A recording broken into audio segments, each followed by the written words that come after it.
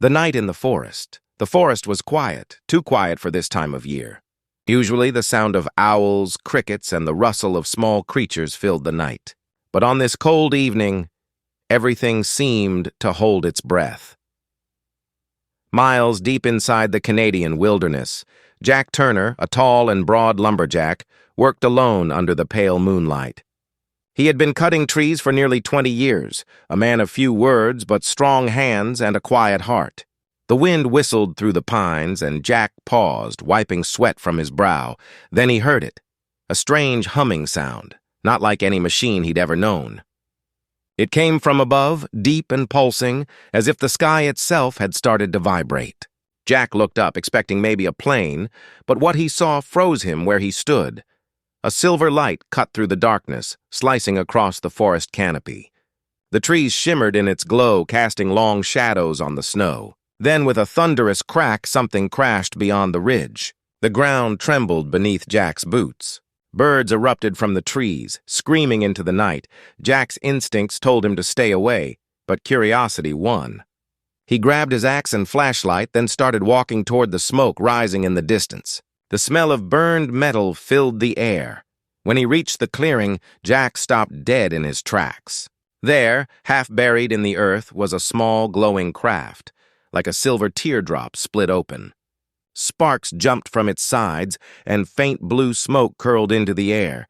He approached carefully. The craft was no helicopter, no drone, and certainly no aircraft he'd ever seen. It looked alive, almost organic, pulsing faintly like a living thing. Then he heard it, a tiny cry, high-pitched and weak, coming from inside the wreckage. Jack crouched and peered through a crack in the metal. Inside, two small shapes huddled together, trembling. They were no bigger than rabbits, with smooth blue skin that shimmered faintly in the light. Their large eyes glowed softly, full of fear and pain. For a long moment, Jack could only stare. His heart pounded in disbelief. Were these children? No, not human children, aliens. One of them lifted its small hand and made a faint chirping sound like a bird. Jack's instincts, those of a protector, not a fighter, took over.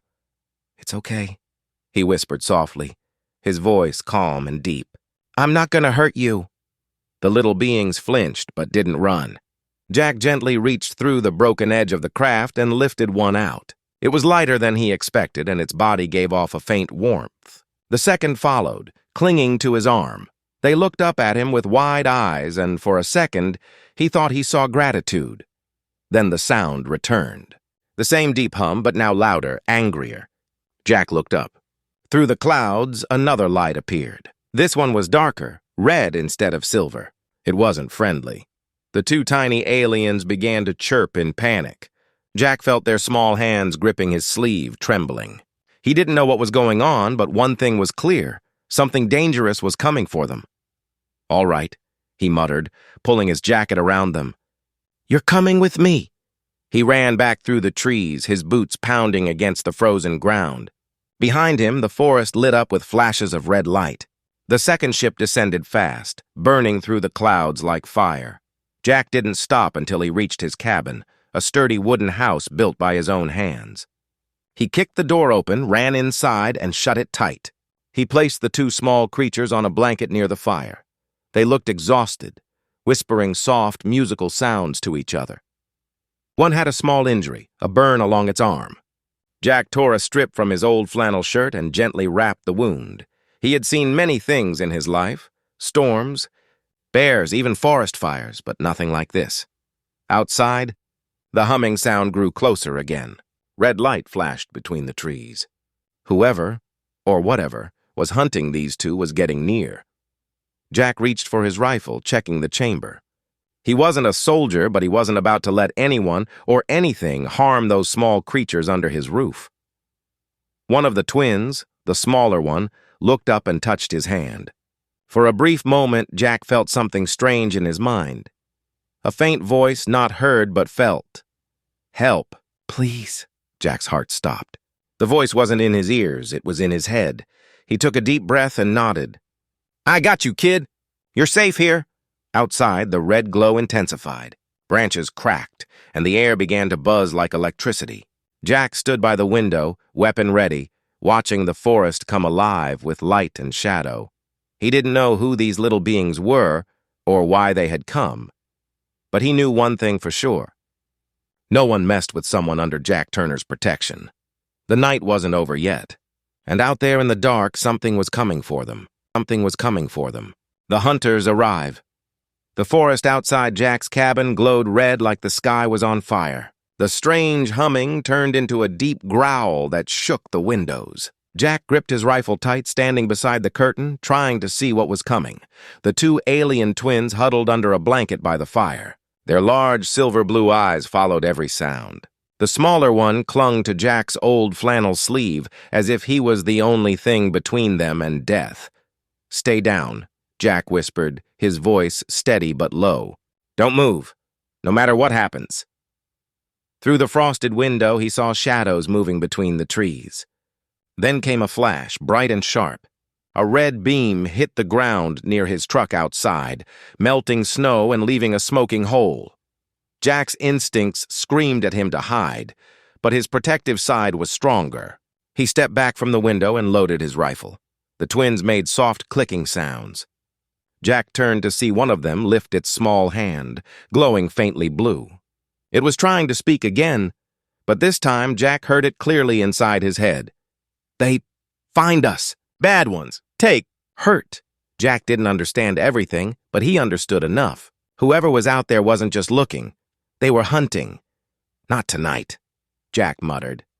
He blew out the lamp, plunging the cabin into darkness, except for the faint light from the fire. Then he moved quietly to the back door. Snow crunched under his boots as he stepped outside. The cold bit his skin, but he ignored it. The forest was alive with red light now, moving slowly through the trees like ghostly fireflies. He crouched behind a fallen log and watched. 3 tall figures appeared, wrapped in black armor that shimmered with red lines. Their faces were hidden behind helmets shaped like skulls. Each carried a glowing weapon humming with strange energy. They moved in perfect formation, scanning the ground. Jack's heart pounded.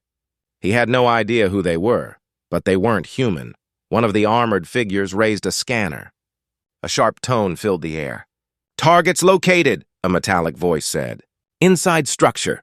2 life forms, and 1 unknown. Jack cursed under his breath. He aimed his rifle, lined up the shot, and fired. The bullet struck the nearest figure square in the chest.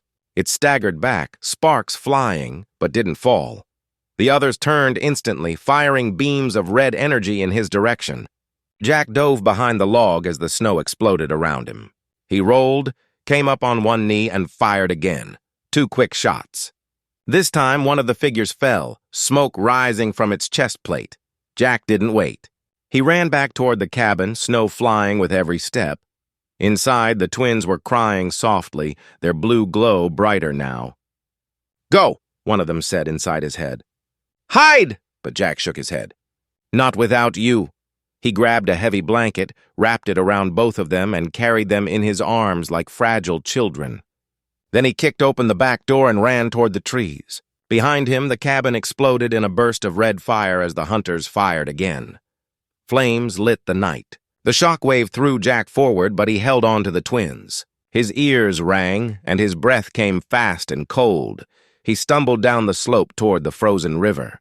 The hunters followed, their red lights cutting through the smoke like angry eyes. Jack reached the riverbank and hid behind a large boulder. The twins pressed close against his chest. One looked up at him, eyes full of tears that glowed faintly blue. "Why are they after you?" Jack whispered. The answer came softly in his mind. "We escape." "From prison ship." "We, not soldiers." "We only children." Jack's stomach tightened. "Prison ship." That explained the hunters. They were probably guards, or worse. He peeked over the rock and saw one of the armored figures scanning the river. They were closing in. He needed a plan. Then he saw it. A fallen tree stretched across the frozen water like a bridge. It wasn't far. If he could make it there quietly, they might lose their trail in the thick woods beyond. He waited until the hunters turned their lights away. Then he moved, crouching low, his boots silent in the snow. The ice groaned under his weight, but he kept going. Halfway across, a sound made him freeze. A sharp cracking noise. He looked down. The ice beneath him was splitting. "Hold on," he whispered to the twins, and ran the last few steps. The ice shattered behind him, plunging chunks of frozen water into the river. The sound drew the hunter's attention. "Target detected," the metallic voice roared. Red beams sliced through the air, hitting the trees beside him. Jack ducked and kept running, using the smoke and darkness as cover. Finally, he reached the far side and dove behind a thick pine tree, gasping for breath. The forest on this side was steeper and darker, full of cliffs and frozen creeks. The hunters reached the riverbank but stopped. Their scanners flickered. "The broken ice confused them. Signal lost," one said. "Reacquire trail." They turned and began spreading out in the wrong direction. Jack waited, not daring to breathe. When the red lights faded, he slowly stood up. The twins were shaking, but alive. Jack smiled faintly and whispered, "Told you I'd keep you safe."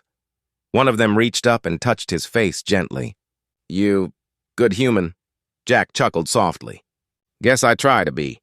He looked back at the smoke rising from where his cabin once stood. His home was gone, but he didn't regret it. He had no idea what he'd just stepped into, but he knew he couldn't stop now. Those kids needed him, and if whoever was out there wanted a fight, they'd find out what a human lumberjack could really do. The twins rested their heads against his chest as he started walking deeper into the wilderness, away from the burning light and into the shadows of the mountains. Somewhere far above, unseen, another ship watched silently from orbit. Its lights blinked once and vanished into the stars. Secrets in the snow, the morning came slowly. Pale sunlight touched the forest, melting frost from the trees. Smoke still rose from the direction of Jack's cabin, now nothing but ashes in the distance. Jack sat beside a small fire he had built in a hidden cave. The two alien twins lay wrapped in his thick coat, their faint blue glow lighting up the rocky walls. They had not spoken much since the night before. He handed them both a tin cup of warm water. "Drink slow," he said softly. "You've been through hell." The smaller twin nodded and took a careful sip. The other one stared at the flames, its big silver eyes reflecting the firelight. Jack studied them quietly. They looked young, maybe no older than 10 if they were human. Their skin shimmered like moonlight, and their small hands had only 3 fingers each. He still couldn't believe what had happened. A day ago, he'd been chopping wood. Now, he was sitting in a cave with 2 alien kids who had fallen from the sky. Finally, he spoke. "You said last night you were on a prison ship. Who were the people chasing you?" The larger twin looked up slowly. Its voice echoed faintly in his mind. "Hunters. From Krail Dominion. They take anyone they capture to work. No freedom, no mercy," Jack frowned. "And you escaped from them?" The smaller one nodded. "Yes, we hide in cargo pod. Crash here. You find us." Jack leaned back, rubbing his chin. "So they'll keep coming. They won't stop until they find you." Neither twin answered, but their eyes said enough. He sighed and poked the fire with a stick. "Then we'll have to make sure they don't." For a while, the only sound was the fire crackling. Outside, snow began to fall again, covering their tracks. Jack stood and walked to the cave entrance, peering out at the forest below. The hunters were somewhere out there, scanning, searching. He could almost feel their machines humming through the air. He turned back. "We need to move before nightfall. I know a place about 10 miles north, an old ranger station. Strong walls, radio tower. We can hole up there." The twins exchanged a glance, and the smaller one whispered, "You help us." "Why?" Jack paused for a moment before answering. "Because you're kids." "Because someone's got to." The larger twin tilted its head. "Humans kind?"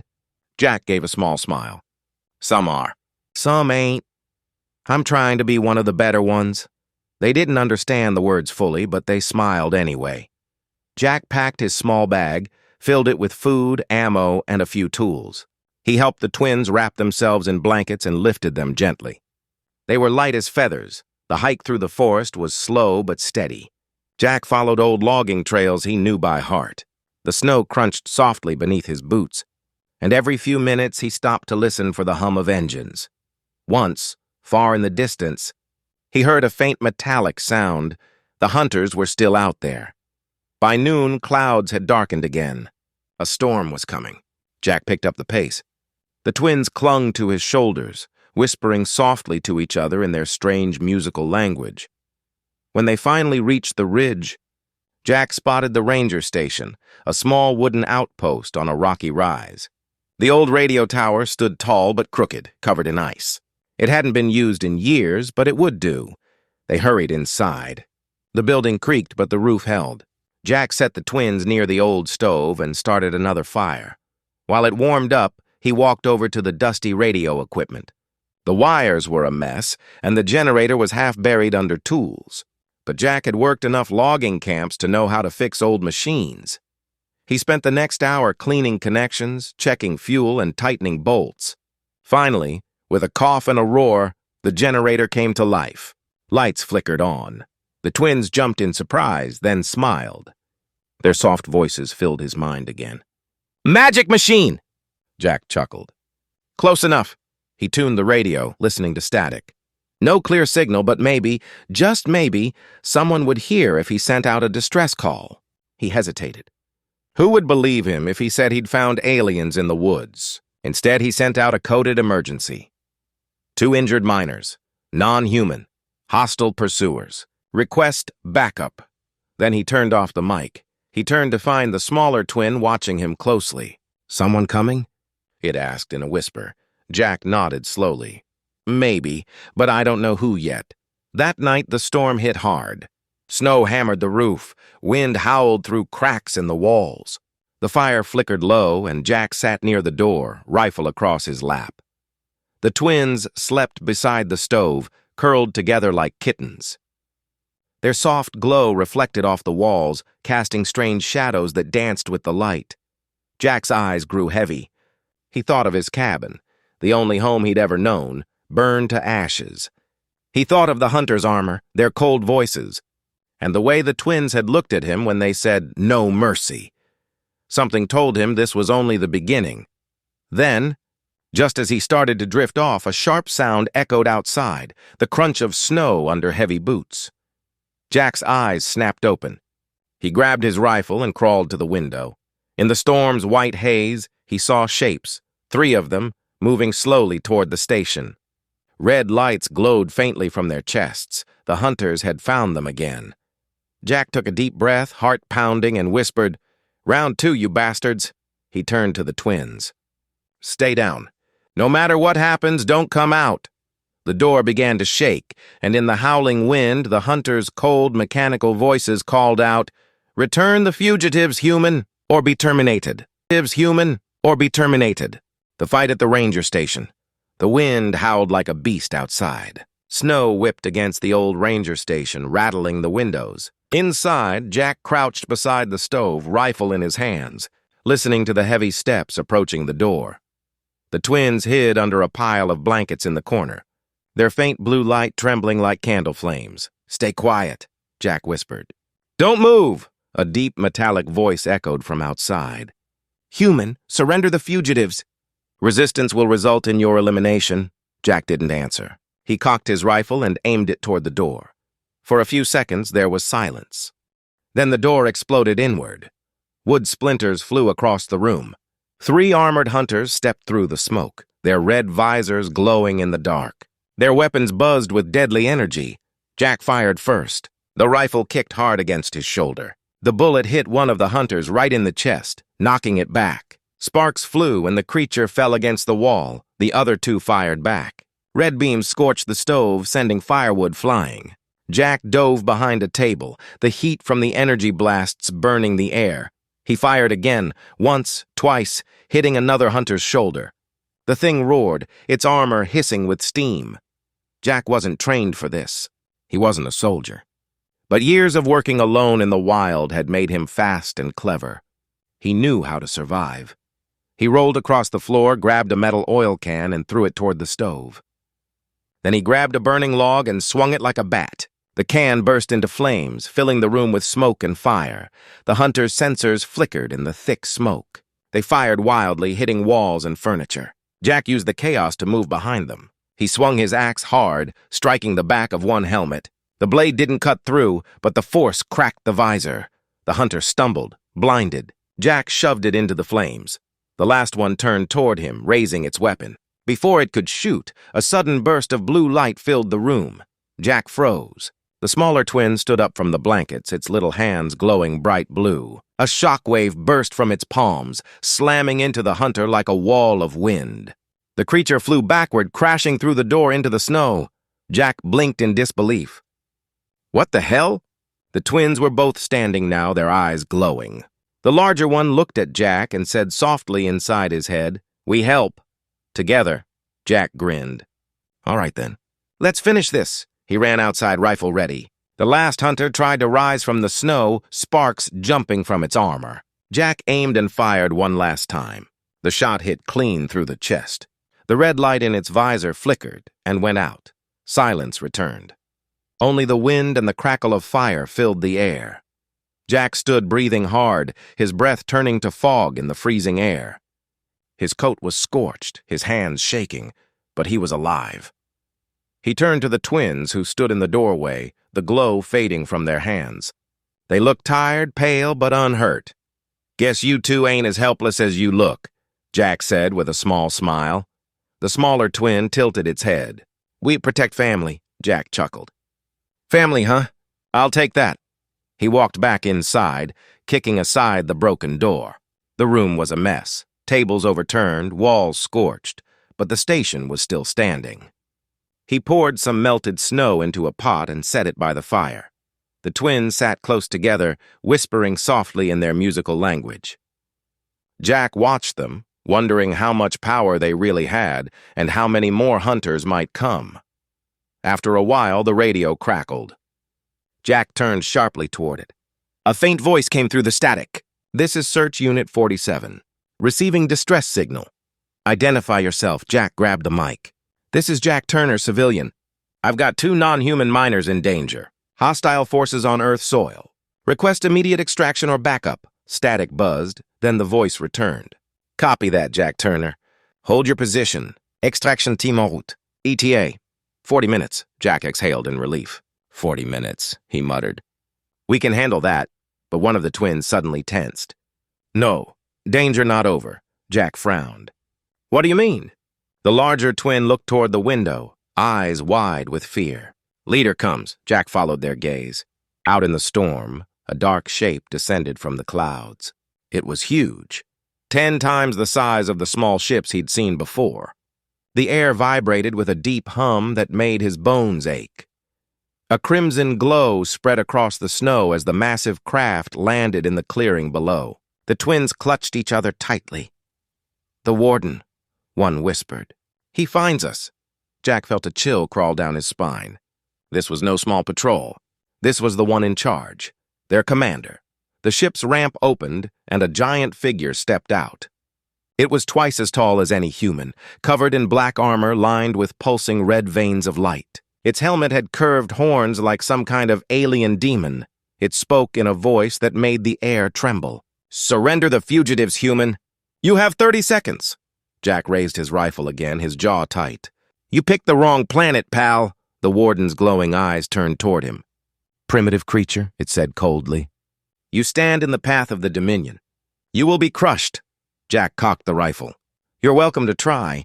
He looked back at the twins. "Stay behind me. Whatever happens, don't give up."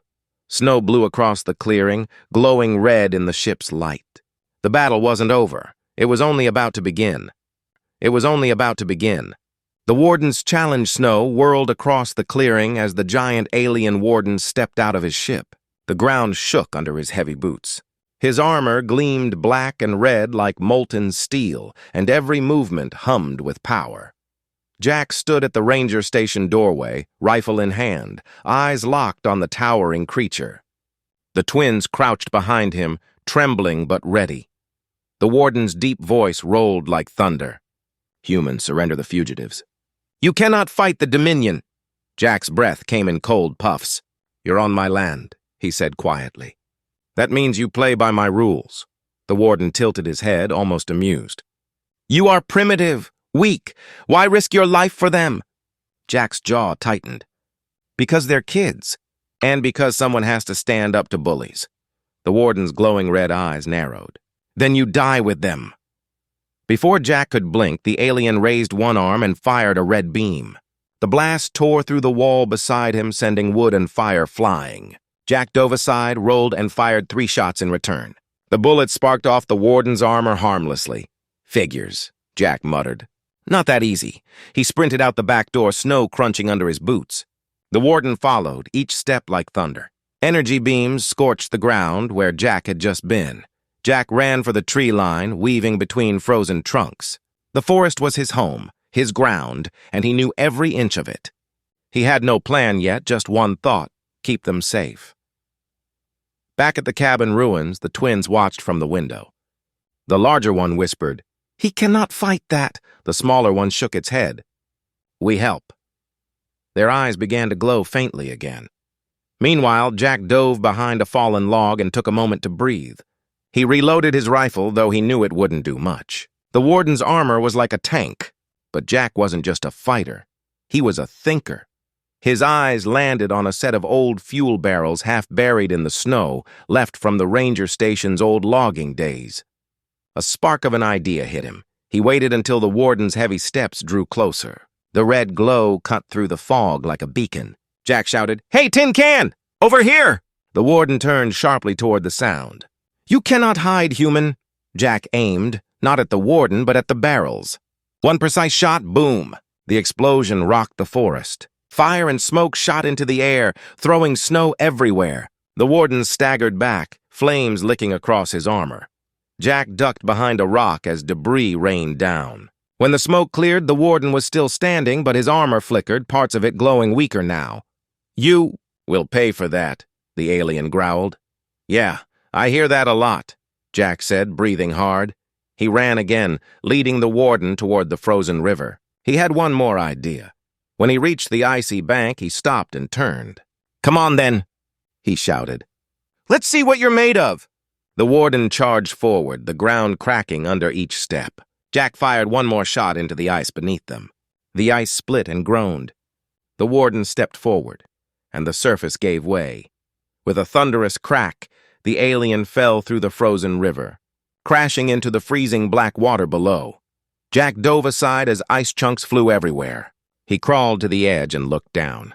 The warden thrashed beneath the surface, trying to rise, but the weight of his armor pulled him deeper. Steam rose from the water as his red glow faded into the darkness. Then, silence. Jack fell onto his back, gasping. The cold air burned his lungs. He had no idea if the warden was dead, but he knew this fight had bought them time. He pushed himself up and looked back toward the station. The twins were running toward him, small figures glowing softly against the snow. "You did it!" The smaller one cried in his mind, voice full of joy. Jack managed a tired grin. "Yeah, maybe." But as they reached him, the ground trembled again. The river began to boil. Red light glowed beneath the ice. Jack's smile vanished. "Oh, hell." The warden erupted from the water, roaring, steam and flames bursting from his armor. He was damaged but alive, angrier than ever. He raised one massive hand, energy building in his palm. Jack grabbed the twins and dived behind a boulder just as a beam of red light blasted past, melting snow and stone. The warden stepped closer, his voice booming. "Enough games, human. You cannot win." Jack's mind raced. His gun was empty. The warden was unstoppable. Then he heard the sound of engines above, the same hum he'd heard before, but different this time. He looked up. Through the storm clouds, a silver ship appeared, glowing with soft blue light. It was sleek and clean, not like the Dominion ships. The twins' eyes widened. "Our people," they cried. The warden looked up too and roared in anger. "No, they will not take my prisoners!" The silver ship fired a blue beam that struck the ground between them. The light spread across the snow like a ripple. The warden stumbled backward, shielding his eyes. Jack felt a strong pull, like wind swirling around him. The twins glowed brighter, reaching out their small hands toward the light. Jack shouted over the roar of wind, "What's happening?" The larger twin looked at him, tears glowing in its eyes. "Home. We go home." The light grew brighter and brighter until Jack couldn't see. The twins' voices echoed faintly in his mind one last time. Thank you, Jack Turner. Brave human. We never forget. And then silence. The light vanished. The clearing was empty. The warden was gone. The ship had disappeared into the sky. Only the snow remained, falling softly around Jack as he knelt alone beside the frozen river. He looked up at the quiet stars and whispered, "Safe travels, little ones." Then he stood, slung his rifle over his shoulder, and walked slowly back toward the ruins of the ranger station, his boots crunching in the snow. The night was over, but Jack knew something deep in his gut. The stars would remember what one human lumberjack did that night. One human lumberjack did that night. The aftermath. The storm ended by dawn. The forest lay silent again, blanketed in fresh snow. Smoke still drifted from the ranger station ruins, curling into the pale morning sky. Jack Turner sat by the frozen river, his hands resting on his knees. The cold no longer bothered him. His eyes were fixed on the place where the silver light had vanished. The twins were gone. The warden was gone. And the forest was quiet again, almost too quiet, like the world was holding its breath. Jack let out a long sigh. "Guess that's it," he muttered softly. He stood up, brushed the snow off his coat, and began walking back toward what was left of the station. Every step echoed with the memories of the night, the explosions, the screams, the glow of blue and red lights. It all felt like a dream now, but the burned trees and cracked ice said otherwise. When he reached the clearing, the sound of engines broke the silence. Jack looked up. From the east, a group of black helicopters appeared over the trees. They circled the area like vultures, kicking up snow with their rotors. Jack raised his hand to block the wind as one of them landed nearby. A group of men in military uniforms jumped out, wearing heavy gear and helmets.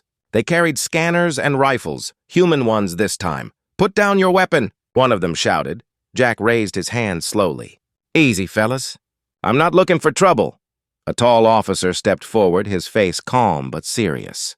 "Jack Turner?" "Yeah," Jack said. "That'd be me," the officer nodded. "We received your distress signal. You reported non-human life forms and hostile activity?"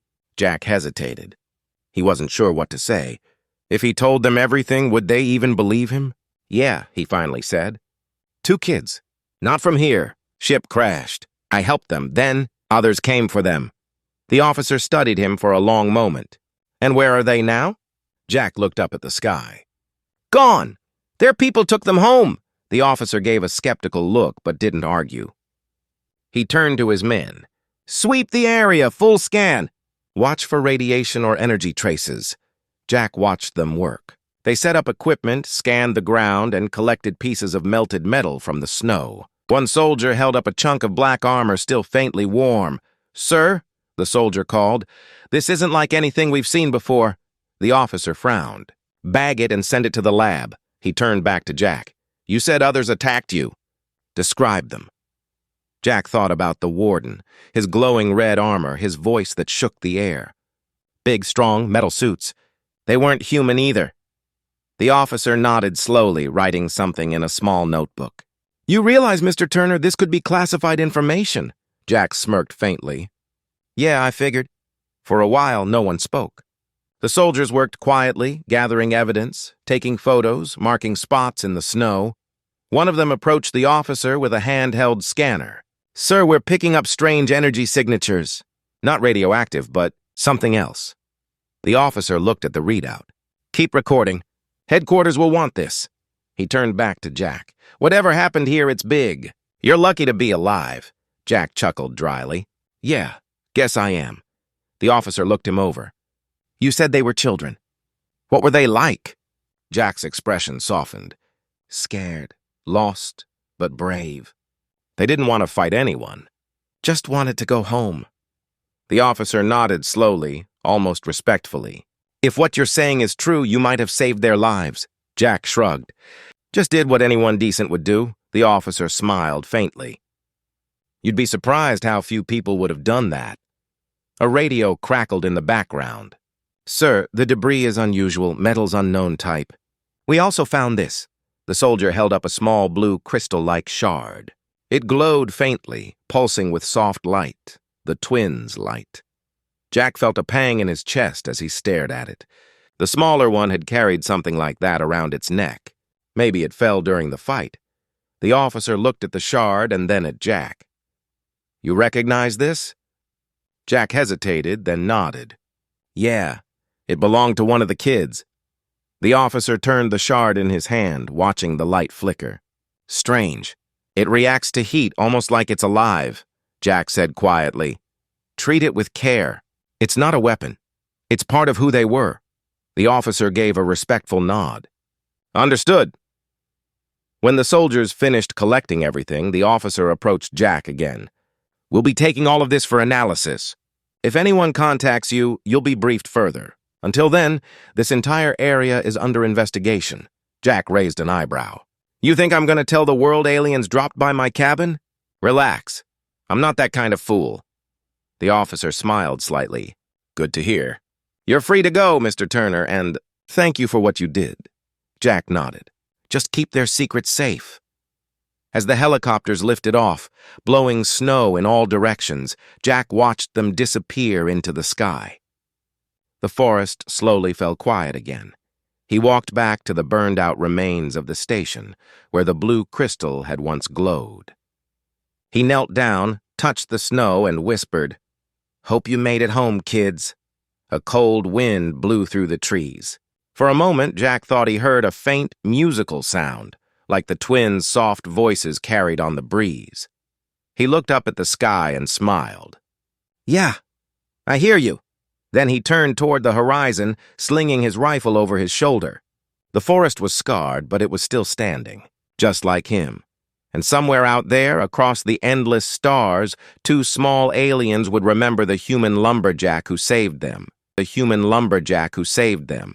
A message from the stars 2 months had passed since the night the forest burned. Winter had started to fade, and spring sunlight now filtered through the trees, melting the last bits of snow. The air was calm again, but the woods were still scarred. Blackened trunks, patches of scorched earth, and the faint smell of smoke whenever the wind blew. Jack Turner had rebuilt part of his cabin. The walls still smelled like fresh pine, and his tools hung neatly in a row. Life had returned to something close to normal. He chopped wood, fixed fences, and hiked the trails. But he never forgot them. The twins. Sometimes when he closed his eyes, he could still see their glowing eyes and soft smiles.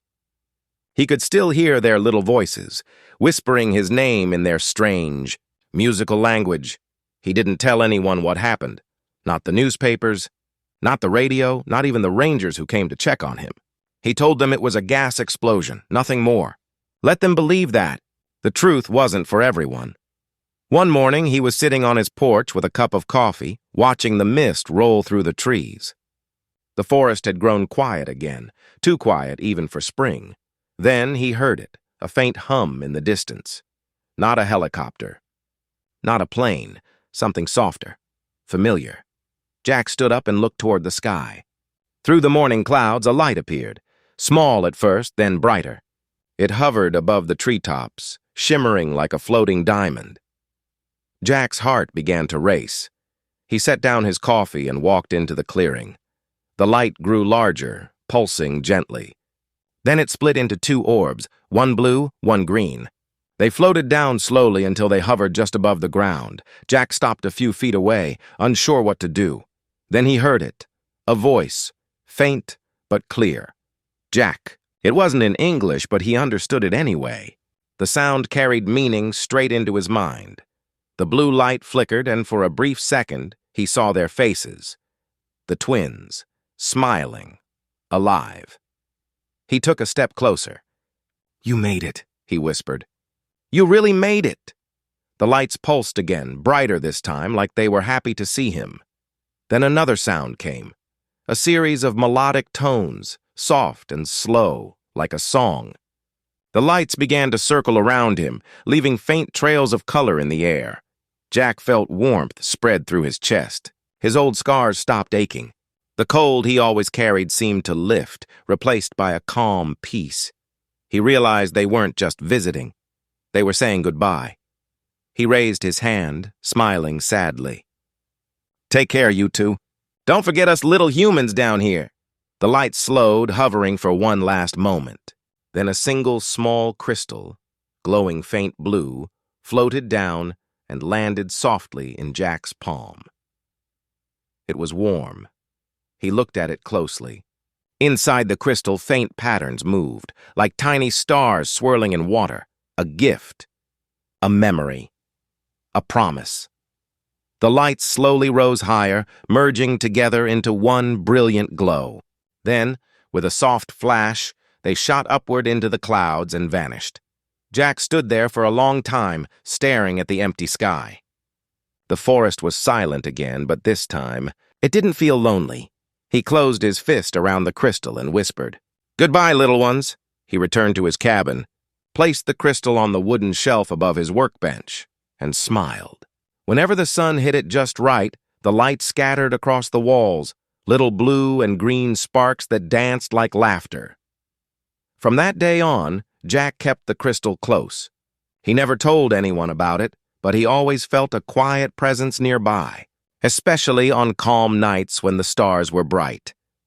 And sometimes, just sometimes, when the wind rustled through the trees, it carried a faint hum that only he could hear, a soft, musical sound that reminded him that somewhere out there, across galaxies he'd never see, two young aliens remembered the human who saved them.